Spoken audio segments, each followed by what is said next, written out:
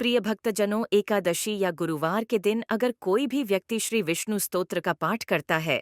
तो इंसान को सारे कष्टों से मुक्ति मिल जाती है। लोगों को सुख का अनुभव होता है। आपको बता दें कि श्री विष्णु स्तोत्र हिंदू धर्म में सबसे सम्मानित पवित्र मंत्रों में से एक है, जिसका पाठ करने से इंसान को मोक्ष की प्राप्ति होती है और वो सांसारिक बंधनों से मुक्ति पा लेता है। भगवान विष्णु ब्रह्मांड के पालन करता है। अगर सच्चे मन से विष्णु स्तोत्र का पाठ किया जाए तो इंसान के जीवन में सकारात्मकता आती है और वो तरक्की के मार्ग पर आगे बढ़ता है। इस स्तुति के साथ साथ यदि विष्णु आरती या विष्णु चालीसा का पाठ किया जाए तो इस स्तुति का बहुत लाभ मिलता है। यह स्तुति शीघ्र ही फल देने लग जाती है। यदि साधक इस स्तुति का पाठ प्रतिदिन करता है तो बुराइयां अपने आप दूर होने लग जाती है। साथ ही सकारात्मक ऊर्जा प्राप्त होती है। अपने परिवारजनों का स्वास्थ्य ठीक रहता है और लंबे समय से बीमार व्यक्ति को इस स्तुति का पाठ सच्चे मन से करने पर उसे रोग से मुक्ति मिल जाती है। यदि मनुष्य जीवन की सभी प्रकार के भय, डर से मुक्ति चाहता है तो उसे इस स्तुति का पाठ अवश्य करना चाहिए। तो आइए भक्तजनों, आप भी हमारे साथ विष्णु स्तुति का उच्चारण करें ताकि आपको भी इसका लाभ मिल सके। अगर आपको यह वीडियो अच्छा लगे तो इसे लाइक एवं हमारे चैनल पारस मंत्र को सब्सक्राइब करें। भक्तजनों, विष्णु स्तुति इस प्रकार है। शान्ताकारं भुजगशयनं पद्मनाभं सुरेशं विश्वाधारं गगनसदृशं मेघवर्णं शुभांगं लक्ष्मीकान्तं कमलनयनं योगिभिर्ध्यानगम्यं वन्दे विष्णु भवभयहरं सर्वलोकैकनाथं शान्ताकारं भुजगशयनं पद्मनाभं सुरेशं विश्वाधारं गगनसदृशं मेघवर्णं शुभांगं लक्ष्मीकान्तं कमलनयनं योगिभिर्ध्यानगम्यं वन्दे विष्णु भवभयहरं सर्वलोकैकनाथं शान्ताकारं भुजगशयनं पद्मनाभं सुरेशं विश्वाधारं गगनसदृशं मेघवर्णं शुभांगं लक्ष्मीकान्तं कमलनयनं योगिभिर्ध्यानगम्यं वन्दे विष्णु भवभयहरं सर्वलोकैकनाथं शान्ताकारं भुजगशयनं पद्मनाभं सुरेशं विश्वाधारं गगनसदृशं मेघवर्णं शुभांगं लक्ष्मीकान्तं कमलनयनं योगिभिर्ध्यानगम्यं वन्दे विष्णु भवभयहरं सर्वलोकैकनाथं शान्ताकारं भुजगशयनं पद्मनाभं सुरेशं विश्वाधारं गगनसदृशं मेघवर्णं शुभांगं लक्ष्मीकान्तं कमलनयनं योगिभिर्ध्यानगम्यं वन्दे विष्णु भवभयहरं सर्वलोकैकनाथं शान्ताकारं भुजगशयनं पद्मनाभं सुरेशं विश्वाधारं गगनसदृशं मेघवर्णं शुभांगं लक्ष्मीकान्तं कमलनयनं योगिभिर्ध्यानगम्यं वन्दे विष्णु भवभयहरं सर्वलोकैकनाथं शान्ताकारं भुजगशयनं पद्मनाभं सुरेशं विश्वाधारं गगनसदृशं मेघवर्णं शुभांगं लक्ष्मीकान्तं कमलनयनं योगिभिर्ध्यानगम्यं वन्दे विष्णु भवभयहरं सर्वलोकैकनाथं शान्ताकारं भुजगशयनं पद्मनाभं सुरेशं विश्वाधारं गगनसदृशं मेघवर्णं शुभांगं लक्ष्मीकान्तं कमलनयनं योगिभिर्ध्यानगम्यं वन्दे विष्णु भवभयहरं सर्वलोकैकनाथं शान्ताकारं भुजगशयनं पद्मनाभं सुरेशं विश्वाधारं गगनसदृशं मेघवर्णं शुभांगं लक्ष्मीकान्तं कमलनयनं योगिभिर्ध्यानगम्यं वन्दे विष्णु भवभयहरं सर्वलोकैकनाथं शान्ताकारं भुजगशयनं पद्मनाभं सुरेशं विश्वाधारं गगनसदृशं मेघवर्णं शुभांगं लक्ष्मीकान्तं कमलनयनं योगिभिर्ध्यानगम्यं वन्दे विष्णु भवभयहरं सर्वलोकैकनाथं शान्ताकारं भुजगशयनं पद्मनाभं सुरेशं विश्वाधारं गगनसदृशं मेघवर्णं शुभांगं लक्ष्मीकान्तं कमलनयनं योगिभिर्ध्यानगम्यं वन्दे विष्णु भवभयहरं सर्वलोकैकनाथं शान्ताकारं भुजगशयनं पद्मनाभं सुरेशं विश्वाधारं गगनसदृशं मेघवर्णं शुभांगं लक्ष्मीकान्तं कमलनयनं योगिभिर्ध्यानगम्यं वन्दे विष्णु भवभयहरं सर्वलोकैकनाथं शान्ताकारं भुजगशयनं पद्मनाभं सुरेशं विश्वाधारं गगनसदृशं मेघवर्णं शुभांगं लक्ष्मीकान्तं कमलनयनं योगिभिर्ध्यानगम्यं वन्दे विष्णु भवभयहरं सर्वलोकैकनाथं शान्ताकारं भुजगशयनं पद्मनाभं सुरेशं विश्वाधारं गगनसदृशं मेघवर्णं शुभांगं लक्ष्मीकान्तं कमलनयनं योगिभिर्ध्यानगम्यं वन्दे विष्णु भवभयहरं सर्वलोकैकनाथं शान्ताकारं भुजगशयनं पद्मनाभं सुरेशं विश्वाधारं गगनसदृशं मेघवर्णं शुभांगं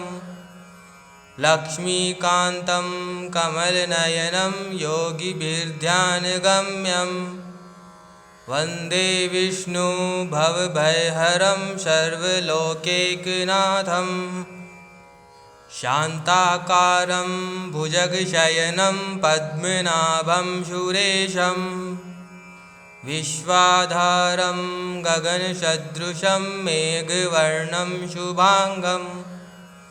लक्ष्मीकान्तं कमलनयनं योगिभिर्ध्यानगम्यं वन्दे विष्णु भवभयहरं सर्वलोकैकनाथं शान्ताकारं भुजगशयनं पद्मनाभं सुरेशं विश्वाधारं गगनसदृशं मेघवर्णं शुभांगं लक्ष्मीकान्तं कमलनयनं योगिभिर्ध्यानगम्यं वन्दे विष्णु भवभयहरं सर्वलोकैकनाथं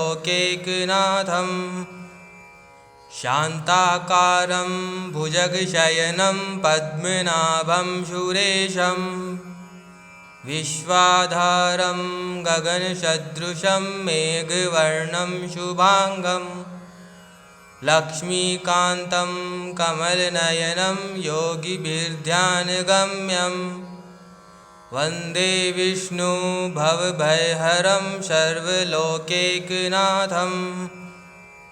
शान्ताकारं भुजगशयनं पद्मनाभं सुरेशं विश्वाधारं गगनसदृशं मेघवर्णं शुभांगं लक्ष्मीकान्तं कमलनयनं योगिभिर्ध्यानगम्यं वन्दे विष्णु भवभयहरं सर्वलोकैकनाथं शान्ताकारं भुजगशयनं पद्मनाभं सुरेशं विश्वाधारं गगनसदृशं मेघवर्णं शुभांगं लक्ष्मीकान्तं कमलनयनं योगिभिर्ध्यानगम्यं वन्दे विष्णु भवभयहरं सर्वलोकैकनाथं शान्ताकारं भुजगशयनं पद्मनाभं सुरेशं विश्वाधारं गगनसदृशं मेघवर्णं शुभांगं लक्ष्मीकान्तं कमलनयनं योगिभिर्ध्यानगम्यं वन्दे विष्णु भवभयहरं सर्वलोकैकनाथं शान्ताकारं भुजगशयनं पद्मनाभं सुरेशं विश्वाधारं गगनसदृशं मेघवर्णं शुभांगं लक्ष्मीकान्तं कमलनयनं योगिभिर्ध्यानगम्यं वन्दे विष्णु भवभयहरं सर्वलोकैकनाथं शान्ताकारं भुजगशयनं पद्मनाभं सुरेशं विश्वाधारं गगनसदृशं मेघवर्णं शुभांगं लक्ष्मीकान्तं कमलनयनं योगिभिर्ध्यानगम्यं वन्दे विष्णु भवभयहरं सर्वलोकैकनाथं शान्ताकारं भुजगशयनं पद्मनाभं सुरेशं विश्वाधारं गगनसदृशं मेघवर्णं शुभांगं लक्ष्मीकान्तं कमलनयनं योगिभिर्ध्यानगम्यं वन्दे विष्णु भवभयहरं सर्वलोकैकनाथं शान्ताकारं भुजगशयनं पद्मनाभं सुरेशं विश्वाधारं गगनसदृशं मेघवर्णं शुभांगं लक्ष्मीकान्तं कमलनयनं योगिभिर्ध्यानगम्यं वन्दे विष्णु भवभयहरं सर्वलोकैकनाथं शान्ताकारं भुजगशयनं पद्मनाभं सुरेशं विश्वाधारं गगनसदृशं मेघवर्णं शुभांगं लक्ष्मीकान्तं कमलनयनं योगिभिर्ध्यानगम्यं वन्दे विष्णु भवभयहरं सर्वलोकैकनाथं शान्ताकारं भुजगशयनं पद्मनाभं सुरेशं विश्वाधारं गगनसदृशं मेघवर्णं शुभांगं लक्ष्मीकान्तं कमलनयनं योगिभिर्ध्यानगम्यं वन्दे विष्णु भवभयहरं सर्वलोकैकनाथं शान्ताकारं भुजगशयनं पद्मनाभं सुरेशं विश्वाधारं गगनसदृशं मेघवर्णं शुभांगं लक्ष्मीकान्तं कमलनयनं योगिभिर्ध्यानगम्यं वन्दे विष्णु भवभयहरं सर्वलोकैकनाथं शान्ताकारं भुजगशयनं पद्मनाभं सुरेशं विश्वाधारं गगनसदृशं मेघवर्णं शुभांगं लक्ष्मीकान्तं कमलनयनं योगिभिर्ध्यानगम्यं वन्दे विष्णु भवभयहरं सर्वलोकैकनाथं शान्ताकारं भुजगशयनं पद्मनाभं सुरेशं विश्वाधारं गगनसदृशं मेघवर्णं शुभांगं लक्ष्मीकान्तं कमलनयनं योगिभिर्ध्यानगम्यं वन्दे विष्णु भवभयहरं सर्वलोकैकनाथं शान्ताकारं भुजगशयनं पद्मनाभं सुरेशं विश्वाधारं गगनसदृशं मेघवर्णं शुभांगं लक्ष्मीकान्तं कमलनयनं योगिभिर्ध्यानगम्यं वन्दे विष्णु भवभयहरं सर्वलोकैकनाथं शान्ताकारं भुजगशयनं पद्मनाभं सुरेशं विश्वाधारं गगनसदृशं मेघवर्णं शुभांगं लक्ष्मीकान्तं कमलनयनं योगिभिर्ध्यानगम्यं वन्दे विष्णु भवभयहरं सर्वलोकैकनाथं शान्ताकारं भुजगशयनं पद्मनाभं सुरेशं विश्वाधारं गगनसदृशं मेघवर्णं शुभांगं लक्ष्मीकान्तं कमलनयनं योगिभिर्ध्यानगम्यं वन्दे विष्णु भवभयहरं सर्वलोकैकनाथं शान्ताकारं भुजगशयनं पद्मनाभं सुरेशं विश्वाधारं गगनसदृशं मेघवर्णं शुभांगं लक्ष्मीकान्तं कमलनयनं योगिभिर्ध्यानगम्यं वन्दे विष्णु भवभयहरं सर्वलोकैकनाथं शान्ताकारं भुजगशयनं पद्मनाभं सुरेशं विश्वाधारं गगनसदृशं मेघवर्णं शुभांगं लक्ष्मीकान्तं कमलनयनं योगिभिर्ध्यानगम्यं वन्दे विष्णु भवभयहरं सर्वलोकैकनाथं शान्ताकारं भुजगशयनं पद्मनाभं सुरेशं विश्वाधारं गगनसदृशं मेघवर्णं शुभांगं लक्ष्मीकान्तं कमलनयनं योगिभिर्ध्यानगम्यं वन्दे विष्णु भवभयहरं सर्वलोकैकनाथं शान्ताकारं भुजगशयनं पद्मनाभं सुरेशं विश्वाधारं गगनसदृशं मेघवर्णं शुभांगं लक्ष्मीकान्तं कमलनयनं योगिभिर्ध्यानगम्यं वन्दे विष्णु भवभयहरं सर्वलोकैकनाथं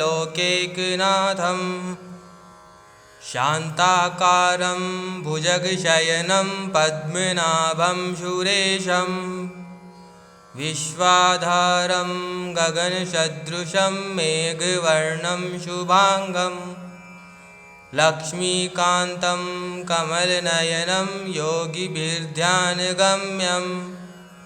वन्दे विष्णु भवभयहरं सर्वलोकैकनाथं शान्ताकारं भुजगशयनं पद्मनाभं सुरेशं विश्वाधारं गगनसदृशं मेघवर्णं शुभांगं लक्ष्मीकान्तं कमलनयनं योगिभिर्ध्यानगम्यं वन्दे विष्णु भवभयहरं सर्वलोकैकनाथं शान्ताकारं भुजगशयनं पद्मनाभं सुरेशं विश्वाधारं गगनसदृशं मेघवर्णं शुभांगं लक्ष्मीकान्तं कमलनयनं योगिभिर्ध्यानगम्यं वन्दे विष्णु भवभयहरं सर्वलोकैकनाथं शान्ताकारं भुजगशयनं पद्मनाभं सुरेशं विश्वाधारं गगनसदृशं मेघवर्णं शुभांगं लक्ष्मीकान्तं कमलनयनं योगिभिर्ध्यानगम्यं वन्दे विष्णु भवभयहरं सर्वलोकैकनाथं शान्ताकारं भुजगशयनं पद्मनाभं सुरेशं विश्वाधारं गगनसदृशं मेघवर्णं शुभांगं लक्ष्मीकान्तं कमलनयनं योगिभिर्ध्यानगम्यं वन्दे विष्णु भवभयहरं सर्वलोकैकनाथं शान्ताकारं भुजगशयनं पद्मनाभं सुरेशं विश्वाधारं गगनसदृशं मेघवर्णं शुभांगं लक्ष्मीकान्तं कमलनयनं योगिभिर्ध्यानगम्यं वन्दे विष्णु भवभयहरं सर्वलोकैकनाथं शान्ताकारं भुजगशयनं पद्मनाभं सुरेशं विश्वाधारं गगनसदृशं मेघवर्णं शुभांगं लक्ष्मीकान्तं कमलनयनं योगिभिर्ध्यानगम्यं वन्दे विष्णु भवभयहरं सर्वलोकैकनाथं शान्ताकारं भुजगशयनं पद्मनाभं सुरेशं विश्वाधारं गगनसदृशं मेघवर्णं शुभांगं लक्ष्मीकान्तं कमलनयनं योगिभिर्ध्यानगम्यं वन्दे विष्णु भवभयहरं सर्वलोकैकनाथं शान्ताकारं भुजगशयनं पद्मनाभं सुरेशं विश्वाधारं गगनसदृशं मेघवर्णं शुभांगं लक्ष्मीकान्तं कमलनयनं योगिभिर्ध्यानगम्यं वन्दे विष्णु भवभयहरं सर्वलोकैकनाथं शान्ताकारं भुजगशयनं पद्मनाभं सुरेशं विश्वाधारं गगनसदृशं मेघवर्णं शुभांगं लक्ष्मीकान्तं कमलनयनं योगिभिर्ध्यानगम्यं वन्दे विष्णु भवभयहरं सर्वलोकैकनाथं शान्ताकारं भुजगशयनं पद्मनाभं सुरेशं विश्वाधारं गगनसदृशं मेघवर्णं शुभांगं लक्ष्मीकान्तं कमलनयनं योगिभिर्ध्यानगम्यं वन्दे विष्णु भवभयहरं सर्वलोकैकनाथं शान्ताकारं भुजगशयनं पद्मनाभं सुरेशं विश्वाधारं गगनसदृशं मेघवर्णं शुभांगं लक्ष्मीकान्तं कमलनयनं योगिभिर्ध्यानगम्यं वन्दे विष्णु भवभयहरं सर्वलोकैकनाथं शान्ताकारं भुजगशयनं पद्मनाभं सुरेशं विश्वाधारं गगनसदृशं मेघवर्णं शुभांगं लक्ष्मीकान्तं कमलनयनं योगिभिर्ध्यानगम्यं वन्दे विष्णु भवभयहरं सर्वलोकैकनाथं शान्ताकारं भुजगशयनं पद्मनाभं सुरेशं विश्वाधारं गगनसदृशं मेघवर्णं शुभांगं लक्ष्मीकान्तं कमलनयनं योगिभिर्ध्यानगम्यं वन्दे विष्णु भवभयहरं सर्वलोकैकनाथं